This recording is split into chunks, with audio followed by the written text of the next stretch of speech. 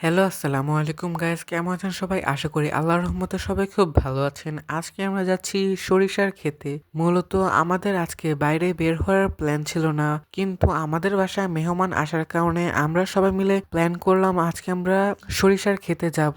তাই আমার আব্বু বলল আমাদের বাসার খুব কাছেই ভালো ভালো সরিষার ক্ষেত রয়েছে, তাই আমরা সেখানে চলে গেলাম। এখানে আসার পর দেখতে পেলাম আমাদের মতো আরো অনেক মানুষও এখানে ঘুরতে এসেছে। যেহেতু এটা শীতের সময়, তাই সরিষা ক্ষেতে সবাই আসে। এবং এখানে আসার পর আমরা দেখতে পেলাম এখানে শহরের ছোঁয়া একটু কম, এখানে গাছপালা খুব বেশি ছিল। এবং এখানে আসার পর দেখতে পেলাম মৌমাছির মধু চাষ করা হচ্ছে।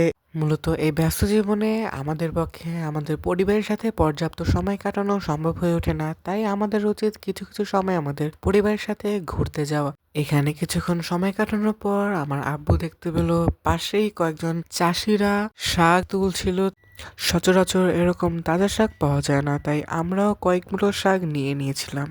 আরো কিছুক্ষণ সময় এখানে কাটানোর পর আমরা আমাদের বাসার উদ্দেশ্যে রওনা দিলাম। আজকে শুক্রবার থাকায় সকাল দিকে এখানে খুব মানুষের ভিড় ছিল, কিন্তু আমরা যেহেতু দুপুরে গিয়েছিলাম তাই আমরা অনেকটাই ফাঁকা পেয়েছিলাম। তো গাইস, আজকের ভিডিও এই পর্যন্ত। সকালে ভালো থাকবেন, সুস্থ থাকবেন এবং সঙ্গে থাকবেন। আল্লাহ হাফিজ।